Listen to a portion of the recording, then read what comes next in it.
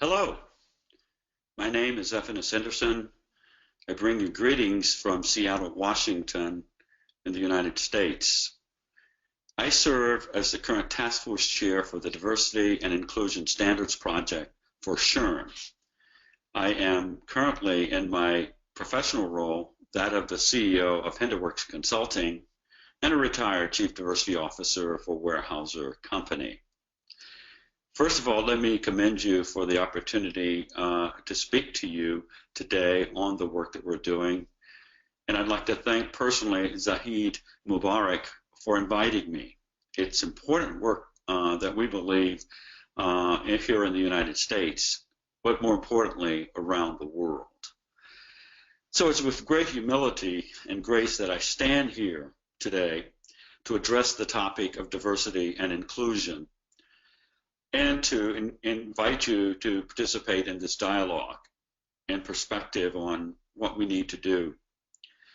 I was asked to speak about the best practices, about the standards work that's going on in the corporate sector that is leading a lot of corporations to look at the issue of diversity and how to create a more diverse and inclusive organizational model. The reality is that everyone, including educational institutions, governments, corporations, civil society, and each of us as individuals are continuing to learn about this important topic. Building a globally cohesive community isn't an end game. It is a continuous process of adaptation, change, and compromise. It gives new meaning to the expression sustainability. Valuing diversity and inclusion matters, whether it's here in the United States or in Pakistan. It's not just the right thing to do, it is a strategic imperative for organizations and institutions of all types and sizes and geographies. As a young boy growing up on a farm, I would often marvel at the life cycle of crops.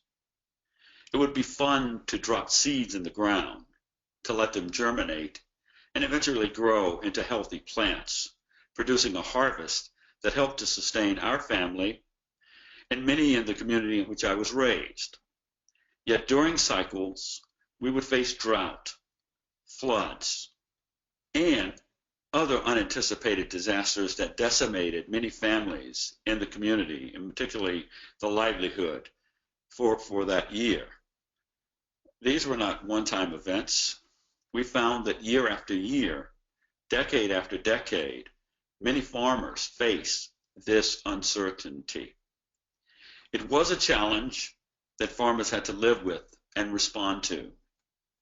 Farmers learned to be adaptive when nature treated them badly. They learned to change the methodology of farming to produce greater yields, and they learned to work collaboratively with other farmers to survive the calamity of a season. Farmers didn't fight with one another. They didn't destroy each other's livelihood. They knew that their survival was inextricably bound to those of each other. All farmers' livelihoods mattered. These rural farms for centuries have served as the microcosm for the world we now live in. Yet political and religious differences have created a wedge between individuals and societies. Hatred and bitterness over atrocities that have happened to families, societies, and countries has forced many people to build fences around their communities to protect themselves from those that might come to destroy them. Group-based identity and difference has not been embraced. It has come to be feared. As scientists and researchers study the changing ecosystem we live in, they realize that diverse societies and civilizations must come together to address this growing issue of sustainability. The sad reality for all global humanity in the 21st century is that the clock is ticking on our survival. Civil society practices that have accelerated such things as global warming ecosystem degradation, and disrespect and fighting among fellow mankind has created a looming issue, rapidly depleting resources. People migrate to flee war, poverty, drought, and disease.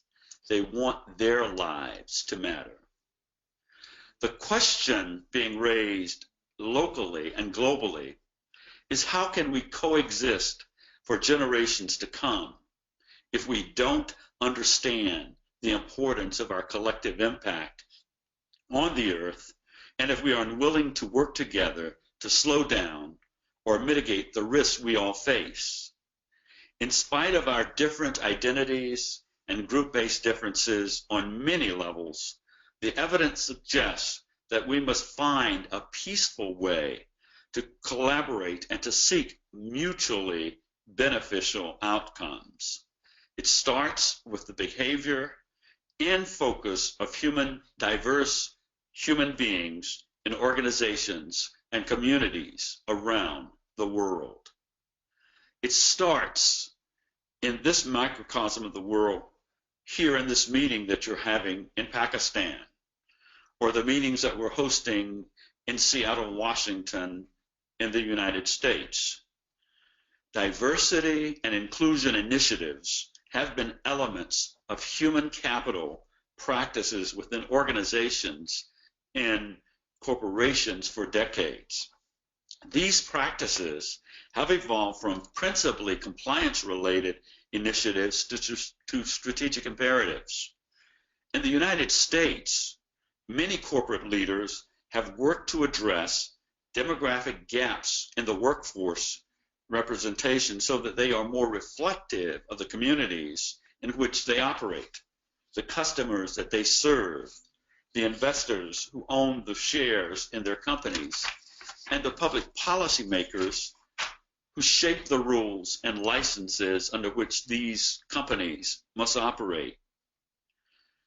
So much like employees, students, and universities are demanding greater diversity in all ranks, in the faculty ranks, in the student ranks, and so forth. And we're seeing this in many sectors of society.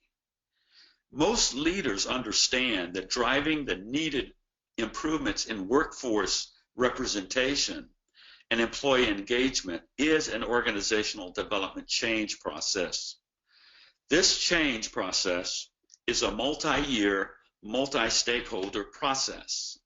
It requires change in behavior, transformation of organizational systems, processes, and rules, and must be driven by committed leaders who understand the need and who are committed to supporting the changes required. Communications with all stakeholders is important, as social media has evolved now a higher level of honesty and transparency as more workers and employees have access to information. In private industry, we have learned that the change process needed to create a more diverse and inclusive climate must operate at two levels. First, the strategy has to be a multi-year process and include a framework for diversity and inclusion priorities. This framework must be communicated using a set of consistent messages with a clear set of expectations and accountabilities spelled out. And the effort must include a rigorous inspection process to assess progress and the pace of change. The top leader, in partnership with his leadership team, his or her leadership team, must drive the effort to be effective over time. At the second level, the on-the-ground tactics must be in place to guide movement towards the strategic vision that was developed. These tactics should be part of an implementation plan and include tools, education, and processes to operationalize the diversity and inclusion vision at the grassroots level. The developers of the strategy must consider who's at the table. Care should be given to understanding who's not at the table and to ensure the voices that are absent are there and that they are heard. Understanding the complexity of diversity and inclusion change processes is very important. Both long-term vision and short-term tactics are important. Short-term quantifiable metrics, which can be adjusted annually, should act as milestones for progress. I have learned that tactics must be adaptive and should be adjusted to reflect changing business requirements and conditions that occur during the implementation process. Such changing business conditions can impact commitment to and the rigor of the movement. The organization may experience changes in top leadership. A new leader or CEO who's not been a part of a process may be hired, and they may need to be briefed. Also, the market and business conditions may force leaders to implement short-term cost control measures and strategies.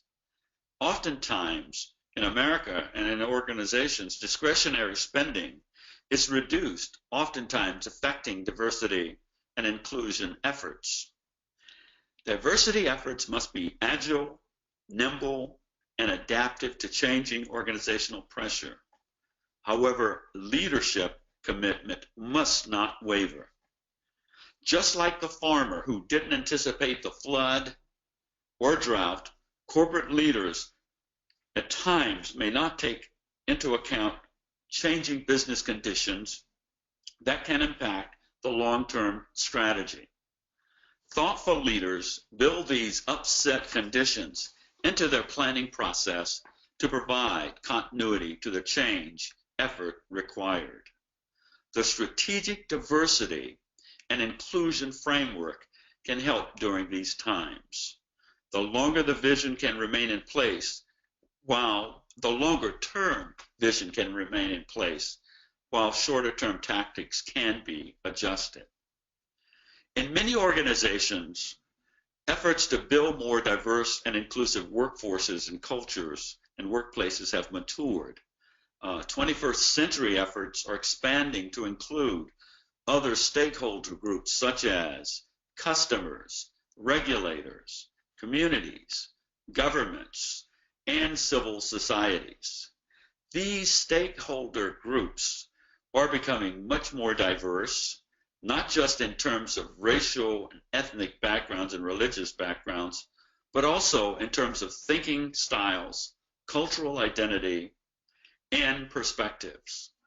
The implications for sustainability are significant, and the outcomes desired by all cannot be achieved if certain perspectives and stakeholder groups are not at the table.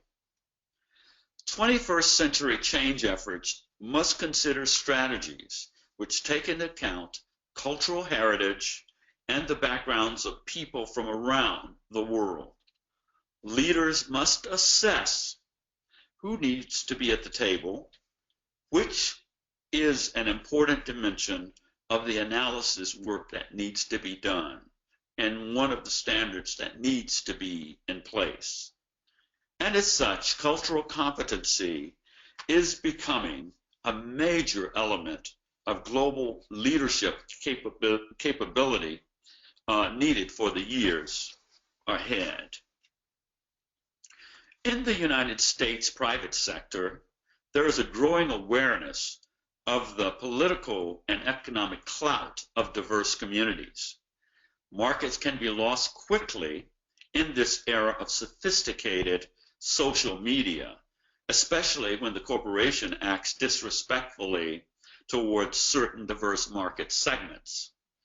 Trust can be quickly eroded and cannot easily be regained.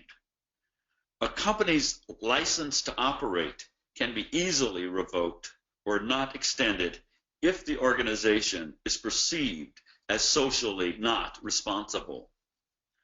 the economic consequences are significant for the naive leader. Failure to fully grasp the growing implications of the global marketplace can also be huge. So as companies, governments, and NGOs work to develop strategies for addressing these issues of equity and inclusion, they must think intentionally about who should be at the table and work to ensure that they are.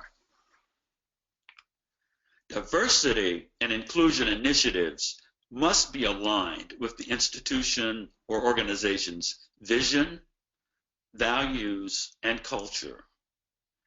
Building a successful diversity and inclusion change strategy must be adapted to the specific culture and leadership style of the country, of the organization, and of the community. I have learned that very few things can be successfully imposed from the outside.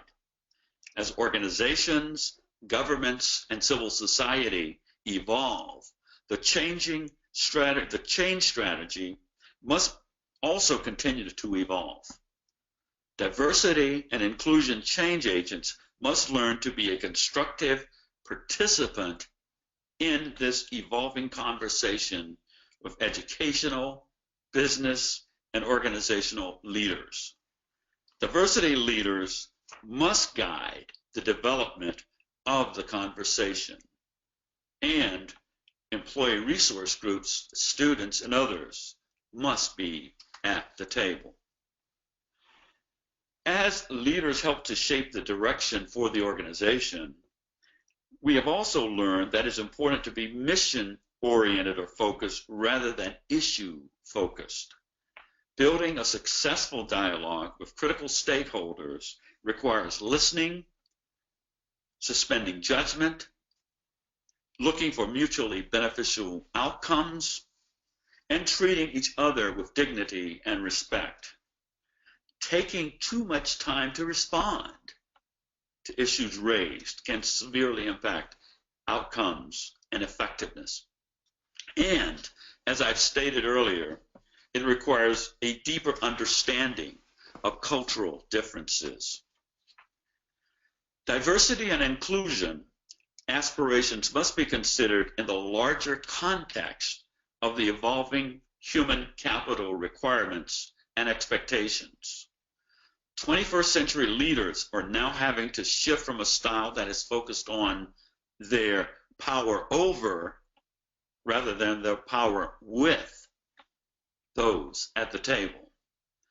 21st century dynamics in organization is much more decentralized, and people are significantly more networked with peers, leaders, thought leaders, students, and other stakeholders.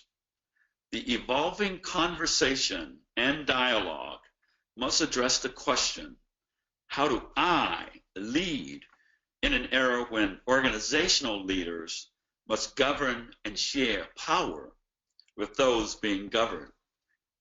It requires that the leader shift their perspective on human capital management. It requires the leader to be adaptive and to dialogue inclusively with different cultures. In the United States, the country is becoming a majority-minority society. As these demographic shifts accelerate, old traditional patterns of leadership in business, government, and NGOs is changing. Relationships and power dynamics are changing. The bottom line business reality is that our boardrooms, our classrooms, our investors, and our communities are looking very, very different. There is also a growing shift in the balance of economic power globally.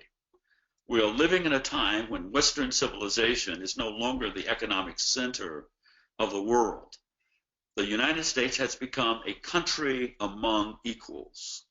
American business leaders must understand at a deeper level what it means to embrace global diversity. Perspectives must be expanded to include those of other stakeholders from around the world, as economic powers are emerging in Asia, Africa, Pakistan, and the Middle East, shifting relationships, economic development, and social interaction. Up through the 20th century, it was enough for leaders to know national issues and challenges. However, we're moving into a period where being globally unintelligent is to be unintelligent, to quote Anand Giridharadas, author of India Calling, an ultimate portrayal of a nation remaking. Anand refers to what's missing as perspective shifting. What would we feel like if we were a Chinese peasant, for example? We need to develop the capacity to step out of the architecture of our own truth and to consider the truth of those in emerging markets. We have to get to a place where we can just think about things as they are. And finally, we must stop seeing the world and emerging markets as a way to source cheap labor or a place to take a vacation. In many of these new markets, it has now become a place of new ideas and innovation. We must see the world as a place of growth and opportunity. So what does all of this mean for diversity and inclusion? It means that organizational leaders have an important role to play in terms of inclusion, social justice, and fairness. The new reality is that we must become inclusive leaders with preeminent skills, the eyes and ears to help organizations address the implications. We can no longer afford to have employees check their differences at the door. We must become more inclusive to achieve the results we want. Organizations and those who would exercise leadership have no choice about whether to accept a new world that differs fundamentally from the old. Welcomed or not, it is the inevitable future and is becoming the present in many organizations at breathtaking pace. So, at the same time, there is a choice whether to deny and react to these cultural and economic shifts, or to instead embrace and acknowledge them. And we are seeing some of the members of our society fearing this change as a formula for things like diversity as white genocide. The question we all must examine is, how do we push out into the world and do it effectively? I believe that the work that we're doing in the development of national standards for programs for leaders in terms of what it takes to lead a change effort in diversity and inclusion and how to build a framework for this change is extremely important.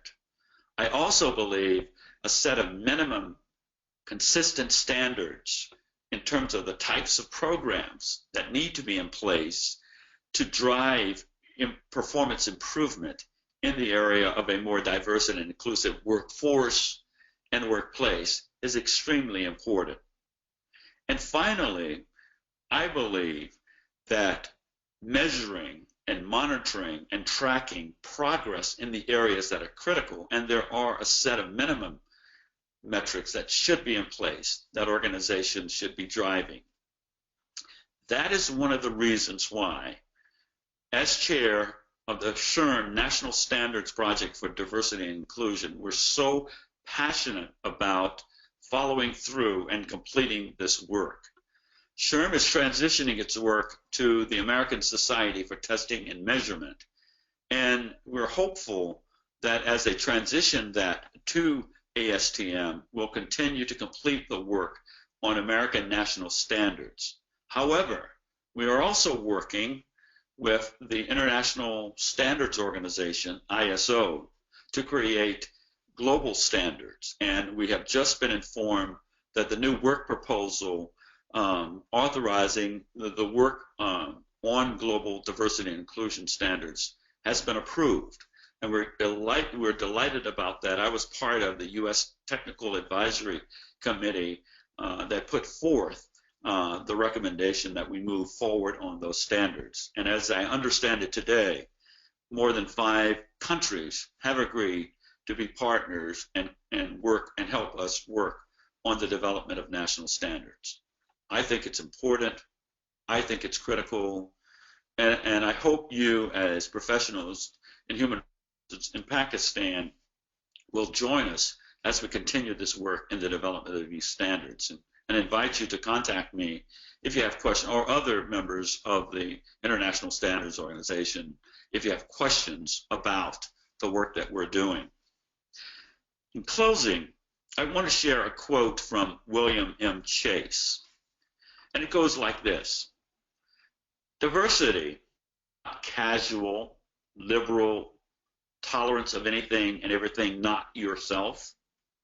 It is not polite accommodation.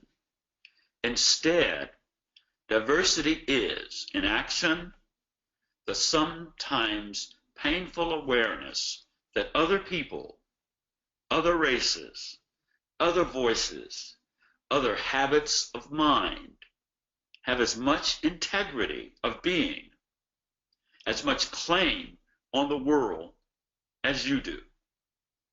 And I urge you, amid all the differences present to the eye and to the mind, to reach out to create the bond that will protect us all. We are meant to be here together. That's what I think about when I think of diversity. That's what I think about when I think of inclusion. And more importantly, that's what I think about when I think about what it's going to take to create a sustainable global world. Thank you so much for allowing me the opportunity to spend time with you today. It's been a pleasure. And again, I thank Zahid and the Pakistan SHRM chapter for inviting me. And I look forward to further conversations on this most important matter. Thank you, and have a good meeting.